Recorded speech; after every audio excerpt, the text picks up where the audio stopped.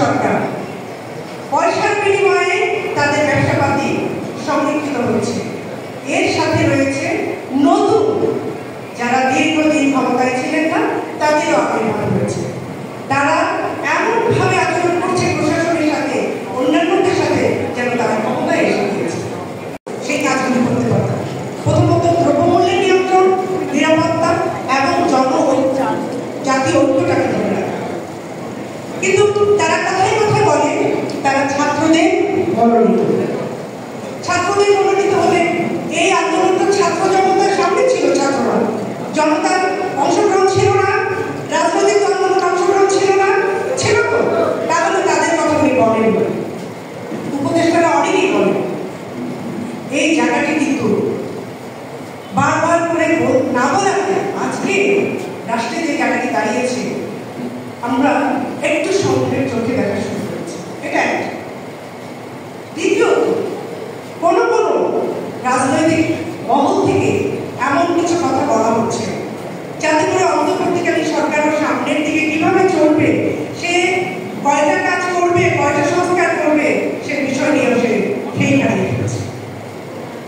আসলে এটা খুব সত্য কথা। সংস্কার তো দরকার। আমাদের কোর্ট কাছারি থানা পুলিশ যা কিছু আছে কোথাও কোনো নিয়ম কানুন নেই। কিন্তু 54 বছর হয়েছে রাষ্ট্রটা স্বাধীন হয়েছে, কোনো নামে আমরা আধুনিক, কাজের বেলায় কোনো আধুনিক। এখন আপনি থানায় যান, একটি মামলা আপনি ভোটার করতে পারবেন না। দালালি প্রয়োজন সেখানেও। আমি 1 সপ্তাহ আগে গ্রামে গিয়েছিলাম, দেখে এসেছি দালালি কত রকম এবং চাঁদাবাজি কত রকম, ধমক কত রকম, এগুলি হচ্ছে। কি হচ্ছে জানেন? চাঁদার বিনিময়ে পুনর্বাসন হচ্ছে। কারা পুনর্বাসিত হচ্ছে? পতিত সরকার। পয়সার বিনিময়ে তাদের ব্যবসাপাতি সংরক্ষিত হচ্ছে। এর সাথে রয়েছে নতুন যারা দীর্ঘদিন ক্ষমতায় ছিলেন না তাদেরও আবির্ভাব হয়েছে। তারা এমনভাবে আচরণ করছে প্রশাসনের সাথে, অন্যান্যদের সাথে, যেন তারা ক্ষমতায় এসে গিয়েছে। এই কথাগুলো কি? এই মানে কি? একটা ফ্যাসিস্ট সরকারের পতনের পরে আমরা যদি এতটুকু বুঝ দাঁড়িয়ে আমরা এতটুকু নিজেদেরকে সংযম রাখতে না পারি, তাহলে ভবিষ্যৎ রাষ্ট্রটা আমরা কোথায় নিয়ে যাব? আমাদের লোককেই আমরা সম্পর্ক করতে পারবো। আজকে পতাকা উত্তোলন দিবস, এই প্রথম আমরা আমাদের জাতীয় পতাকা উত্তোলন যে আমাদের সভাপতি ওনাকে বাদ দিয়ে অস্বীকার করেছি। কিন্তু তার দেওয়া অঙ্গীকার, তার দেওয়া পথে নিয়ে আমরা পথ চলবো। আমরা রাষ্ট্রের সমস্ত অন্যায়ের বিরুদ্ধে সবসময় কথা বলবো।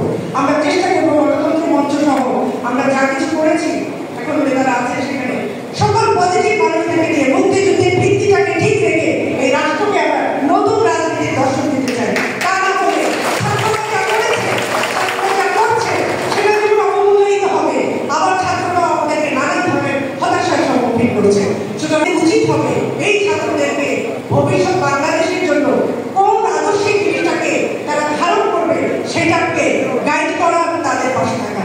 তবে আমাদের ফ্যাসিস্ট সরকারকে বদলের মধ্য দিয়ে আমরা যে নতুন বাংলাদেশ নির্মাণ করতে চাই সেটার দিকে আমরা এগিয়ে যেতে পারবো। সকলকে আন্তরিক ধন্যবাদ জানাচ্ছি। আজকে আমাদের এই পতাকা